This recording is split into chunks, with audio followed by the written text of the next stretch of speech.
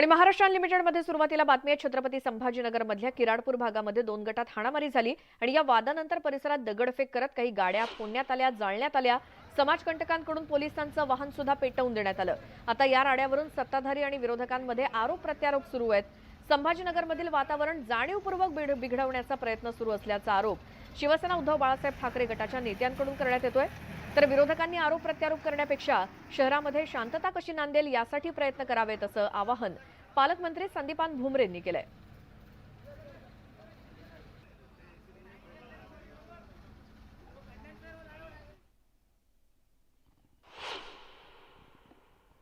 गृहमंत्री या ठिकाणी फेल झालेले आहे, सपशेल फेल आहे, ते काही करू शकत नाही।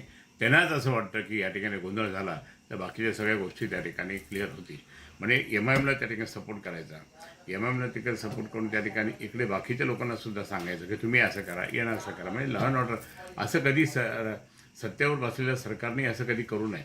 सत्तेवर बसलेल्या सरकारने त्या ठिकाणी पाहिलं पाहिजे की सगळे आपले आहेत आणि कुठेही कुठलीही घटना घडू नये ही त्या ठिकाणी त्यांची भावना असली पाहिजे।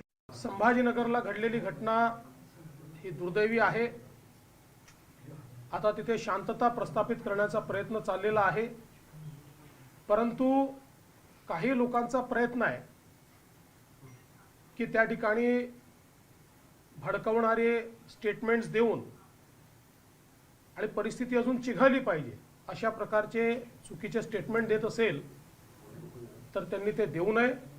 सगळ्यांनी शांतता पाळावी आणि मला असं वाटतं की याला राजकीय रंग देण्याचा प्रयत्न जर कोणी करत असेल तर त्यापेक्षा अधिक दुर्दैवी काहीच नाही आहे। काही नेते जाणीवपूर्वक राजकीय स्टेटमेंट्स देऊन तिथली परिस्थिती बिघडली पाहिजे असा प्रयत्न करतायत। स्वतःच्या स्वार्थाकरता हा प्रयत्न त्यांचा चाललेला आहे, तो त्यांनी तात्काळ बंद करावा। अशा प्रकारचे स्टेटमेंट देणं म्हणजे किती राजकीय बुद्धीने बोललं जात आहे आणि किती छोट्या बुद्धीने बोललं जात आहे त्याचं खरं म्हणजे हे परिचायक आहे। करायचं तुम्ही आणि विरोधी पक्षावर आरोप करायचे। ज्या मोर्चाला रॅलीला परवानगी याच्यात सहभागी व्हायचं तुम्ही, हिंदूंना उचवायचं तुम्ही आणि आम्ही राजकारण करतो म्हणायचं।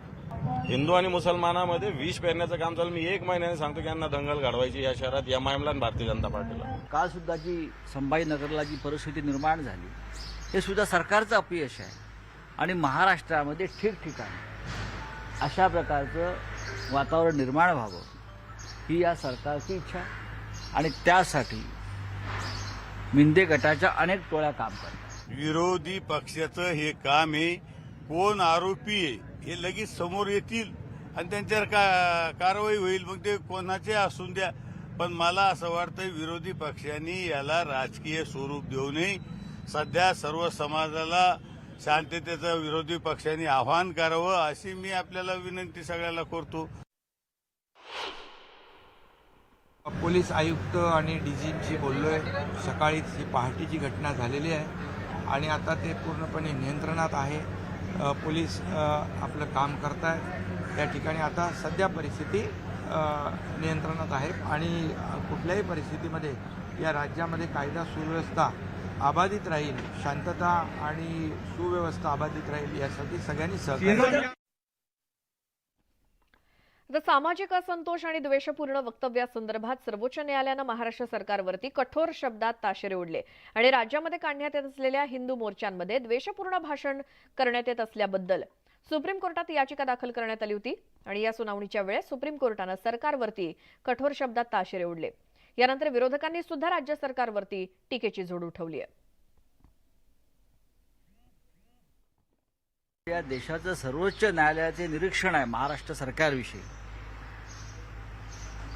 याच्यावरून या सरकारची पत काय आहे, या सरकारची प्रतिष्ठा काय आहे आणि हे सरकार कशा पद्धतीनं सत्तेवर आलं आणि काम करत आहे हे सर्वोच्च न्यायालयाच्या एका वाक्यातून स्पष्ट झालेलं आहे।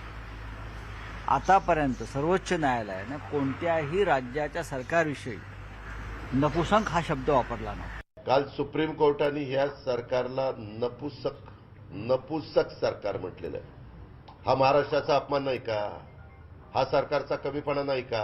परंतु त्यांच्या कारभाराचा काय आता कशा पद्धतीने चाललंय, नपुसक असं सुप्रीम कोर्ट म्हणते. आता सगळ्या सरकारमधल्या राज्यकर्त्यांनी, त्यांच्या पक्षाच्या कार्यकर्त्यांनी दोष कुणाला द्यायचा, त्याचं आत्मचिंतन, आत्मपरीक्षण करावं. इतर राज्यांमध्येही काय काय होत आहे आणि कसं महाराष्ट्रालाच पिन पॉइंट करण्याचा प्रयत्न होतोय हे लक्षात आणून दिल्यानंतर एक जनरल स्टेटमेंट सगळ्यांबद्दल त्यांनी केलेलं आहे की राज्य सरकारांनी कारवाई केली पाहिजे.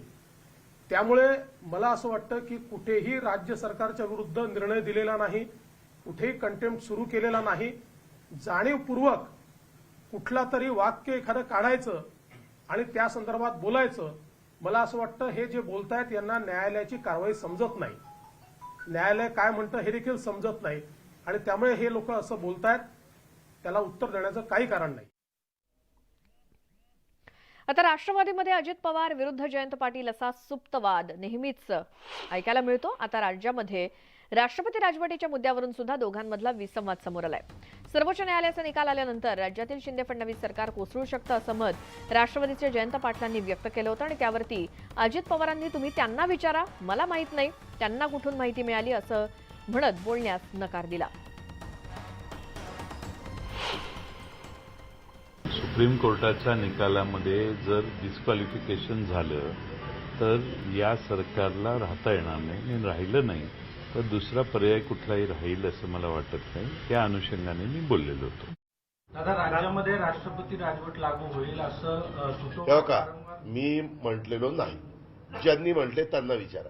तुम्ही माझ्यापुरते मला प्रश्न विचारा. आता एवढं मोठं राज्य, अनेक लोक काही ना काही स्टेटमेंट करतात. हा असं म्हणला तुमचं काय मत आहे, तो तसं म्हणला तुमचं काय. एक मिनिट, म्हणूनच मी म्हणतो जयंत पाटील तुमच्याकडे काल आले होते. जयंत पाटलांना कुठनं माहिती मिळाली मला माहिती नाही. मी ज्यावेळेस भेटेन त्यावेळेस मी म्हणेन पत्रकार मित्रांनी नाशिकला अशा प्रकारचा प्रश्न विचारलेला होता, आपण कुठल्या माहितीच्या आधारे ते बोलला, मग ते ऐकीन, मग तुम्हाला येऊन परत सांगेन. आता मुंबई गोवा महामार्गावरील 42 किलोमीटरच्या कॉन्क्रिटीकरणाच्या किंवा या मार्गिकेच्या बांधकामाचं केंद्रीय मंत्री नितीन गडकरींच्या हस्ते भूमिपूजन पार पडलंय. खारपाडा टोल प्लाझा येथे भूमिपूजनाचा कार्यक्रम संपन्न झाला. मुंबई गोवा महामार्गाची दशा पाहून केंद्रीय मंत्री नितीन गडकरींनी खंत व्यक्त केली.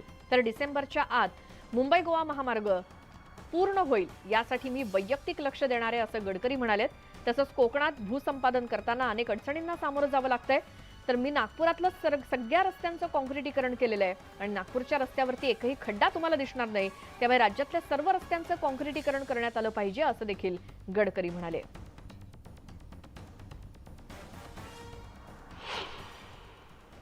सगळेजण सहकार्य करा आणि एकदा डिसेंबरच्या ते काम आपण पूर्ण करून टाकू.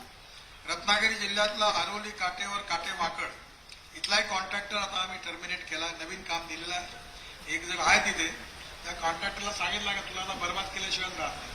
म्हणजे सगळे कामं बँक गॅरंट्या जप्त करायच्या आधी दिले. त्याला स्वतः समजावून सांगितलं 4 वेळा तू काम सोडून दे, पण तो काही ऐकत नाही. आता ते स्वाभाविकपणे परशुराम घाटातील भूसंपादन प्रक्रियेमध्ये अडचणी होत्या, त्यामुळे कामाला विलंब झाला होता. पोलिसांच्या मदतीने जमिनीचा ताबा घेऊन काम हाती घेण्यात आलं, ती पण पूर्ण होईल. आज रामनवमी आणि नागपुरातील प्रसिद्ध रामनगरमधल्या राम मंदिरामध्ये उपमुख्यमंत्री देवेंद्र फडणवीसांनी पूजा अर्चा केली. रामनगरमधल्या हनुमान मंदिर हे देवेंद्र फडणवीस यांचं आराध्य दैवत आणि देवेंद्र फडणवीस नागपुरात असताना अनेकदा या हनुमान मंदिरात जात असत आणि आज रामनवमीच्या निमित्तानं फडणवीसांनी सकाळीच राम मंदिरात रामललाचं दर्शन घेतलं आणि आज संध्याकाळी पोद्दारेश्वर राम मंदिर आणि रामनगर इथल्या राम मंदिरातून निघणाऱ्या भव्य शोभायात्रांमध्ये सुद्धा देवेंद्र फडणवीस सहभागी होणार आहेत.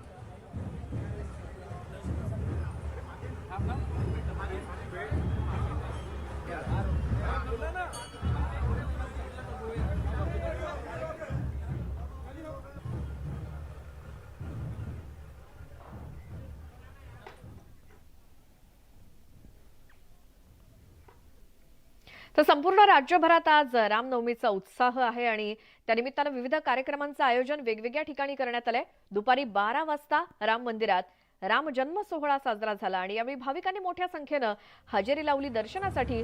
तर पाळणा हलवून पाळणा गाऊन राम जन्माची भजनं वेगवेगळ्या मंदिरांमध्ये गायली जात होती. काही प्रातिनिधिक स्वरूपातली दृश्य आहेत. नाशिकमधलं काळाराम मंदिर प्रसिद्ध असं, तर दुसरीकडे पुण्यातल्या तुळशीबागेमध्ये प्राचीन असं पेशवेकालीन राम मंदिर आहे. तिथला राम जन्मोत्सवाचा हा सोहळा. तर नागपुरामध्ये सुद्धा रामनगरमधल्या राम मंदिरामध्ये उपमुख्यमंत्र्यांनी देखील दर्शन घेतलं. तर मुंबईमध्ये देखील वेगवेगळ्या राम मंदिरांमध्ये, वडाळ्यातलं हे राम मंदिर आहे, तिथे देखील रामनवमीचा सोहळा, राम जन्माचा सोहळा संपन्न झाला. बऱ्याच ठिकाणी दुपारी 12 वाजता पाळणा गाऊन राम जन्माचा उत्सव साजरा केला जातोय. संपूर्ण देशभरच आज रामनवमीचा उत्साह, संपूर्ण महाराष्ट्रामध्ये शिर्डी असेल किंवा नाशिक, पुणे, नागपूर, मुंबई, प्रत्येक ठिकाणी ज्या ज्या ठिकाणी श्रीरामाचं मंदिर आहे तिथे तिथे हा रामनवमीचा सोहळा साजरा होतोय. बुलढाणा जिल्ह्यातील संतनगरी शेगावात आज रामनवमीच्या निमित्तानं भाविकांची मोठी मांदी आली आहे आणि रामनवमीचा उत्साह संपूर्ण देशभरात साजरा होत असताना भाविक मोठ्या संख्येनं संत गजानन महाराजांचं दर्शन घेण्याकरता शेगावात आलेत. रामनवमीचा उत्सव साजरा करण्यासाठी शेगाव मंदिर प्रशासनाकडून तयारी करण्यात आली.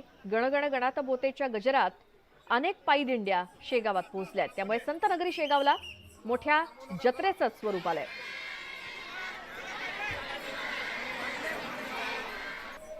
यानंतर एक मोठी बातमी येते. रघुवीर घाट हा सध्या धोकादायक ठरतोय.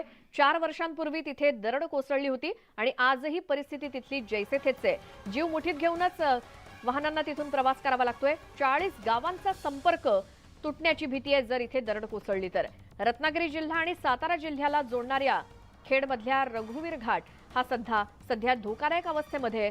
4 वर्षांपासून रस्त्यावरती कोसळलेली दरड ही अजूनही त्याच अवस्थेत आहे आणि त्यामुळेच या विभागातील ग्रामस्थांनी आता राज्याचे मुख्यमंत्री एकनाथ शिंदे यांना साथ घातली आहे. आमचे प्रतिनिधी चंद्रकांत बनकर आपल्यासोबत फोनलाईनवरती आहेत. चंद्रकांत, खेडच्या आसपास असलेला हा रघुवीर घाट, मात्र तिथे 4 वर्षांपूर्वी जी दरड कोसळलेली होती त्यानंतर आजची परिस्थिती काय आहे?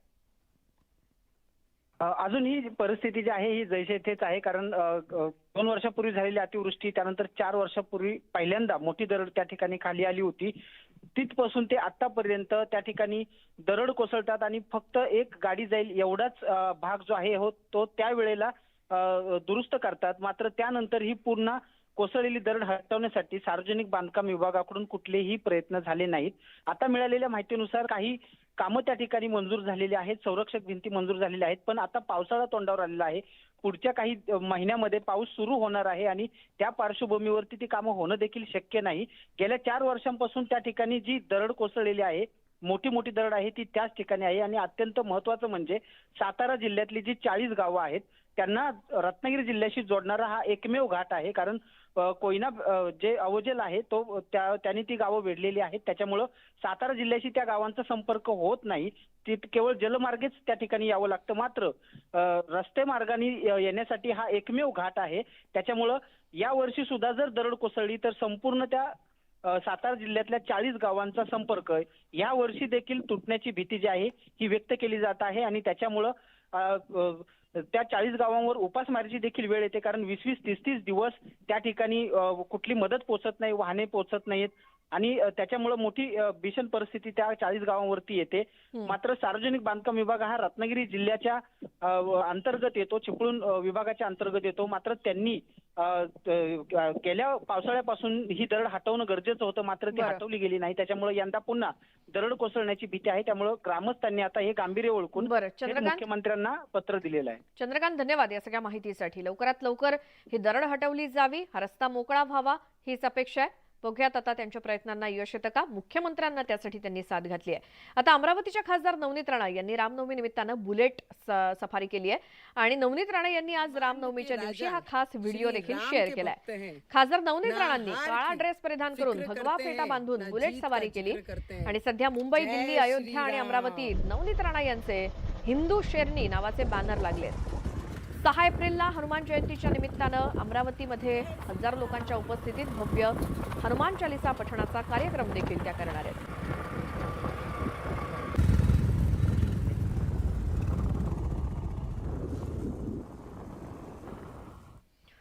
इंधन आणि गॅस दरवाढीनंतर आता ऐन उन्हाळ्यात महाराष्ट्रामध्ये सर्वसामान्यांना वीज दरवाढीचा मोठा शॉक बसण्याची शक्यता आहे. कारण महावितरणने 1 एप्रिलपासून वीज दरामध्ये 37% मोठी वाढ करण्याचा प्रस्ताव ठेवलाय आणि ज्यामुळे सर्वसामान्यांच्या वीज बिलात सरासरी ₹2.55 प्रति युनिट दरवाढ होऊ शकते। या याचिकेवरती महाराष्ट्र वीज नियामक आयोगाकडून लवकरच निर्णय अपेक्षित असून 1 एप्रिलपासून राज्यात नवे वाढीव वीज दर लागू होण्याची शक्यता आहे। त्यामुळे आता आधीच महागाईनं होरपळत असलेल्या सर्वसामान्यांना वीज दरवाढीचा मोठा शॉक बसण्याची शक्यता आहे।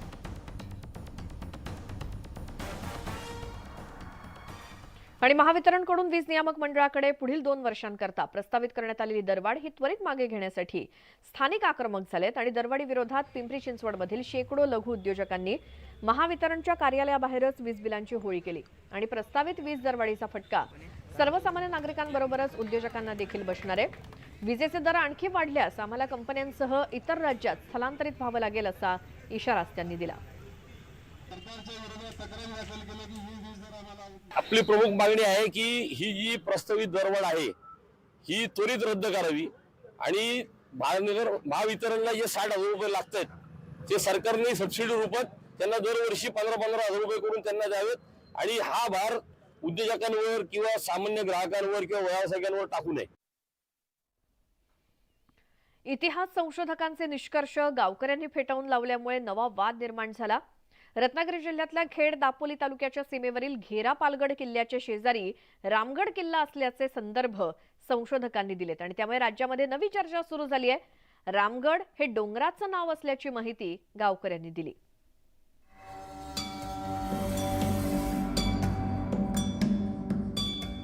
घेरा पालगड किल्ला आणि शेजारी असणारा रामगड डोंगर सध्या चर्चेत आलेत। डोंगरावरती रामगड किल्ला असल्याचे संदर्भ इतिहास संशोधकांनी दिले, मात्र गावकऱ्यांनी याविषयी वेगळीच माहिती दिली आहे। घेरा पालगड किल्ल्या शेजारच्या डोंगरावर स्वराज्यामध्ये काम सुरू करण्यात आलं होतं, मात्र तिथली भौगोलिक परिस्थिती अनुकूल नव्हती, त्यामुळे घेरा पालगड बांधण्यात आला।